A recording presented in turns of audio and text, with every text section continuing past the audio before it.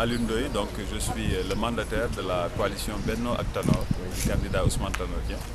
Donc nous sommes dans un des centres de vote militaire, donc l'école Bibi Ndiaye. Pour l'instant tout se passe bien. Vous constaterez qu'il n'y a pas rush, c'est-à-dire que les militaires ne viennent pas voter. L'autre constat, c'est que par rapport à l'engagement de la totalité des candidats, il y a un candidat de trop, c'est le candidat Abdoulaye Wade, qui est aujourd'hui là en tant que candidat. C'est parce qu'on constate ces militaires. Donc il faudra que les signataires de ce fameux engagement prennent leurs responsabilités face à la population. Parce que manifestement, Abdoulaye Wade persiste pour être candidat. Donc ceci est un test, en tout cas, qui confirme cela. Sinon, ça se passe correctement. Il y a dans la sécurité pour l'instant, c'est-à-dire qu'il n'y a pas de problème. Les différents bureaux de vote sont ouverts, le matériel est là. Ce que nous regrettons, c'est que les représentants des candidats n'ont pas la liste des électeurs pour pouvoir en tout cas effectuer leur tâche, c'est-à-dire contrôler la qualité des votants. Est-ce que ces gens ont la qualité requise pour voter, c'est-à-dire que c'est des militaires ou paramilitaires? Est-ce qu'ils sont sur les listes électorales? Ils sont inscrits et dans le bureau en question. Donc ça, c'est une faille malheureusement qui est là, parce que pour l'instant, vraiment, c'est la débrouille. Parce qu'ils n'ont pas cet élément-là. Nous avons demandé à nos différents partis de voir comment pallier à la chose rapidement. Mais est-ce que vous ne pensez pas que ça peut déjà biaiser le processus électoral? Non. Le fait de ne pas avoir la mise sur le contrôle. Vous savez, ce vote militaire, il est biaisé déjà, dans la mesure où on n'a pas pris assez de garanties pour assurer le respect du vote militaire. Voilà pourquoi moi, personnellement, si j'étais aujourd'hui encore dans les rangs, c'est-à-dire militaire ou paramilitaire, je ne viendrais pas voter parce que rien ne me garantit que mon vote sera respecté.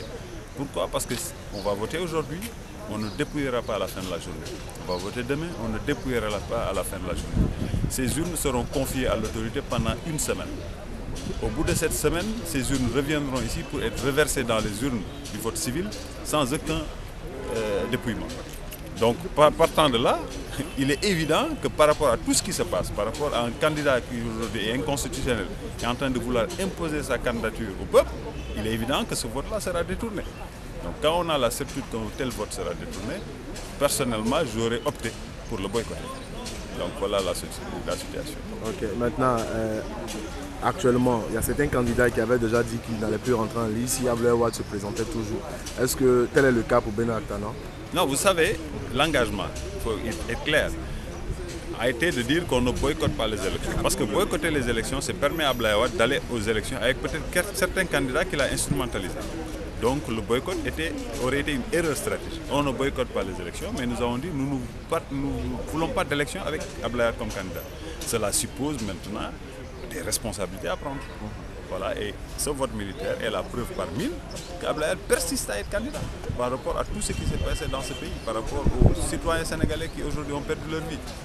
Par respect à la mémoire de ces derniers, aujourd'hui, nous demandons à l'ensemble des signataires de voir rapidement comment faire respecter cet engagement.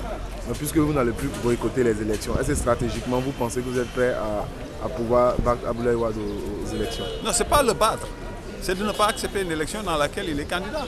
Vous voyez ce que je veux dire? Mais là, le processus est déjà lancé. Il est lancé par le vote des militaires. Oui. Aujourd'hui, je dis, encore une fois, j'interpelle moi personnellement les différents états-majors. Il faut être cohérent dans la vie, il faut être conséquent. Donc que ces états-majors, il y a des engagements. Ils ont signé un engagement. Et la population les a suivis. Il y a eu des heurts, il y a eu des morts aujourd'hui. Donc il faut aller au bout de cet engagement-là. Voilà ce que je demande aux différents candidats, solidairement, par respect pour la population sénégalaise et par respect pour nos morts. Merci. Merci beaucoup. Merci.